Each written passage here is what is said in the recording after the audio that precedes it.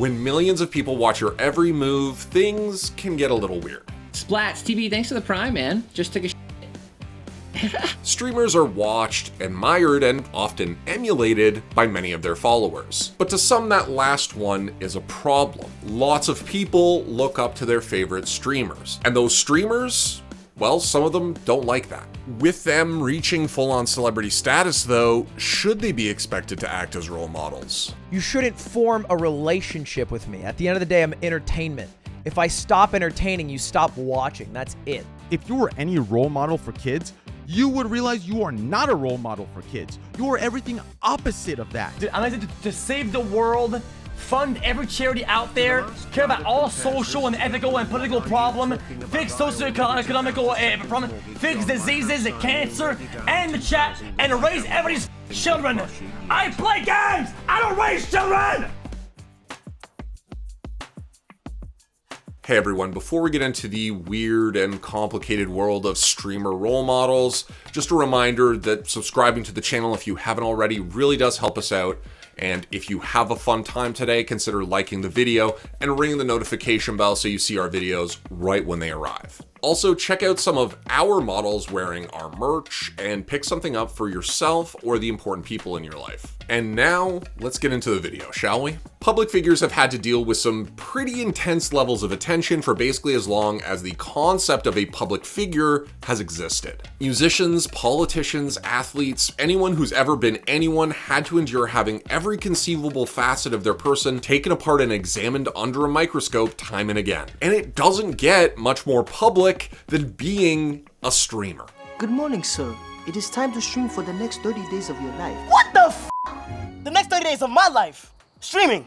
Me. Most super famous people get at least a little bit of privacy these days, but streamers choose to put their entire lives on display. The biggest streamers are essentially broadcasting a reality show where they are the star. I shower with chat, I sleep with chat, I eat with chat, I game with chat, and I watch movies with chat. That opens streamers up to a lot of criticism, in part because their massive fan bases lead to them having a huge influence over those fans. I'm very cognizant that if I have 20,000 people watching me, you know, a minute of stream time is 20,000 minutes total of like human time, which is like so much. Now, some of this influence is actually overtly positive. Fans are inspired by streamers like Dr. Lupo and his charity work, or even specific actions like Pokemon's $5 cap on viewer donations. To anyone that was so generous to me or was planning on donating more than that, please, I highly recommend supporting growing channels. It meant so much to me at the time when I really needed it. Charities, and of course, treating yourselves. I feel like you guys are sometimes, you know, so willing to be so generous with us, but also be generous with yourselves. Like, I don't think anyone would disagree that collecting millions of dollars to build homes or feed people in need is worthy of imitation. Oh! Dude, yes, dude, yes! It hasn't shown up on screen yet, but we see it right here. $3 million! Yeah, man.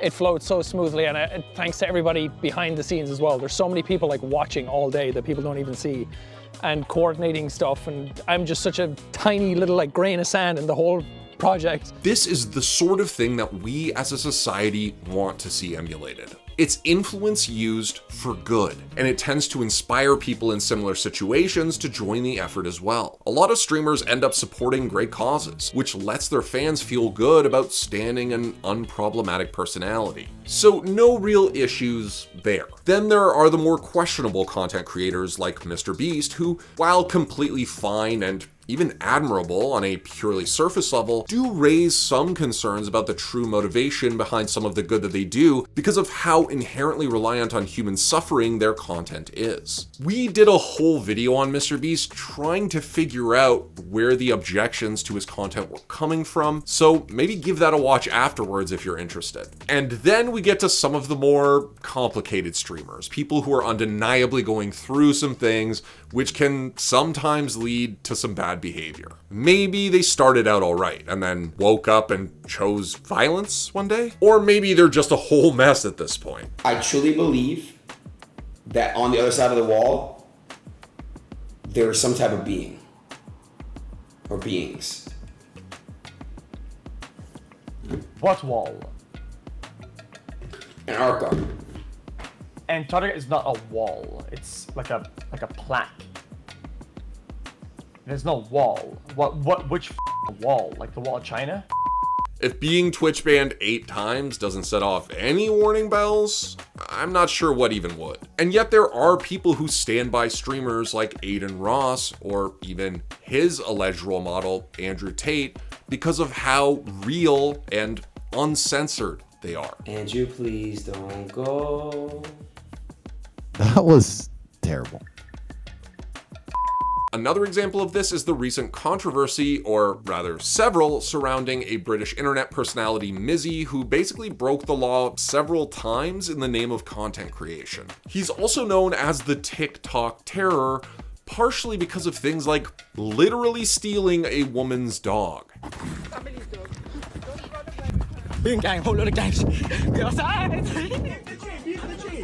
Hello, can I call the police? The people on the train! These are not pranks. If you watch them, the idea of it is to frighten and intimidate people. That's all he does with this, and he very carefully chooses the people he does it to as well. And this all leads us to the crux of the issue. A lot of streamers are young and rewarded for making dumb decisions with more fans. And I think it's fair to say that at least some of those fans may make similar dumb decisions as well. But are the Aiden Rosses and Mizzys of the world making content with the goal of having people imitate them? Or are they just living their best lives and granting their audience the agency to make their own choices? Are streamers actually responsible for the actions of their viewers? Broadly would say I don't think most celebrities, whatever you want to classify them as, should be deemed as such. I think they can be part of it. You can use part of who they are, maybe the things that they do, if they do charitable good or if they're just a positive influence, that's fine. But I would never put all of my faith into one person who I don't particularly know. There are 13,000 people here. I can't care about all of you because I don't know any of you. So all I do is I turn on Twitch, I treat you like a coherent body of people, and I stream to entertain. That's all I do. That streamers truly believe they are this godlike figure and role model for kids. If you were any role model for kids, you would realize you are not a role model for kids. You are everything opposite of that. The fact you are all high school dropouts and preach college is useless and all that, you are the worst for this. Of course, saying that you never intended for anyone to see you as a role model isn't going to absolve you of, at the very least, some heavy criticism when it does happen. In the mid-'80s, during the trial of Richard Ramirez, one of the United States' most notorious serial killers, lawyers tried to connect his murders to his love of rock band AC/DC. Doesn't it frustrate you that your lyrics have engendered all this controversy when you find they have perfectly innocent meanings? Well, in a way, you get a bit insulted in a way. I mean, because mainly it's music. I mean, what stands left is the songs that you have written that have been good. This is what gets missed out entirely. People are just going for the voodoo side of it, you know. AC/DC weren't the first nor the last musical act who'd take flack for their fans' bad behavior. But did they have a responsibility to keep their lyrics PG to avoid inspiring people like Ramirez? I think most people would agree that they did not. Now, obviously this and other stories like it are very extreme examples of the unintended consequences of influence. Musicians, athletes, and other public figures are still undeniably role models for many people today. But streamers are an entirely new kind of public figure. For the most part, they want to be in your lives, to feel like a friend, to have sway over the choices that you make. Which makes occurrences like this extremely awkward, Aiden Ross-inspired E-Date interaction worrisome. I'm gonna just get straight to the point. I've been watching a lot of videos on how to talk to women, because I get eliminated from every E-Date. They say I'm just supposed to like give you my number, let you make the first move. So I was thinking I'm gonna just DM you my number right now. You can FaceTime me after the stream. I'm gonna start on the camera and we can go from there. Of course, this is not exactly the kind of imitative behavior you want to encourage. But is it reasonable for us to expect Aiden Ross to change the way he behaves because there are people who might be watching and learning from him? All of us like to think that we have control over things like how we act or the beliefs we express. But does being in the public eye somehow take that control away from someone? A role model means somebody you model yourself after. So obviously you'd want them to be positive. You don't want people modeling themselves after negative people. Our desire for public good, for public responsibility, should be directed at government, should be directed at corporations, not these celebrities who are there to entertain and make us feel comfortable. You're giving me the platform right now. Everything I'm doing is bad, apparently, what you're saying. I'm on BBC News right now. Like, come on now. You man played the game. You're playing the game. It's all the system. You're actually painting a picture into the audience's mind. So are we the architects of our own doom here? Are we perhaps to blame for the rise of influencers whose bad behavior becomes something to aspire to, or at the very least, defend for their fans? After all, fame and success inevitably breed imitation, and it doesn't matter if the thing you're imitating is acceptable or not. Ultimately, if your fans are kids, they're going to be impressionable. And to make it even more complicated, it's not just people attempting to copy what a streamer does in order to get the same number of hits as them on their own socials or whatever. No, it's a bit more insidious than that. A parasocial relationship is defined as a one-sided relationship that a media user engages in with a media persona. When we're talking about a parasocial relationship, we're talking about a relationship that we have with someone that's not a direct relationship. Right. Sometimes we think about them as one-sided, but I don't think that's a fair description. Really, I think it's about us kind of being alongside someone, in this case, a celebrity, who is giving us an aspect of their lives, presenting us pieces of who they are, who they want us to think they are, at least. And then we're along kind of for the ride. They're beside them as they give us those glimpses. But there are a lot of viewers who feel like they have a personal connection with a streamer or with a content creator.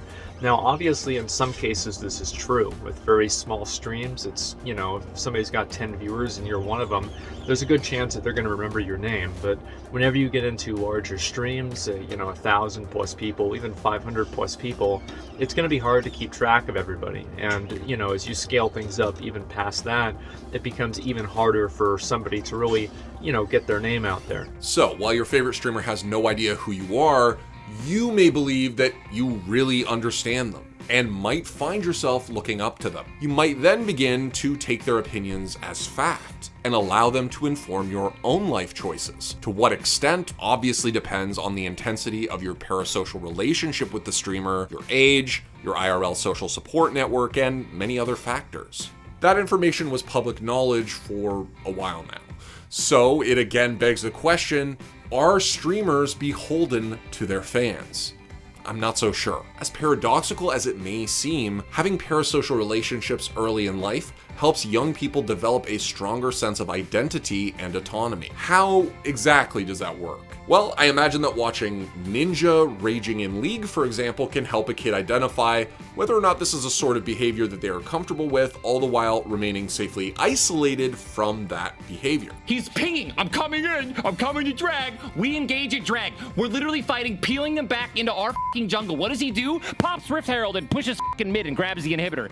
Guess what? Guess what we did with that inhibitor? Nothing. Because let's be honest, humans are very complicated and there's an infinite number of things making us tick at any given moment. Expecting any one individual to be responsible for thousands of people they will never meet or get to know should be reserved for elected officials, or at least individuals who chose to take on that burden. Not someone who happened to hit it big playing Overwatch or doing whatever it is XQC does. Dude, to save the world, fund every charity out there, care about all social and ethical and political problems, fix socio-economical problems, fix diseases and cancer, and the chat, and raise everybody's children. I play games! I don't raise children! Christ, man. Holy shit, man. I can't. Yeah, I'm gonna lose my shit, man. Well, he's in the UK, right? That's the thing. Like, if you're in the US, somebody might draw down on you if you, like, steal their dog, What are they gonna do in the UK? Pull out a billy club and challenge you to a billy club fight? Like, oh,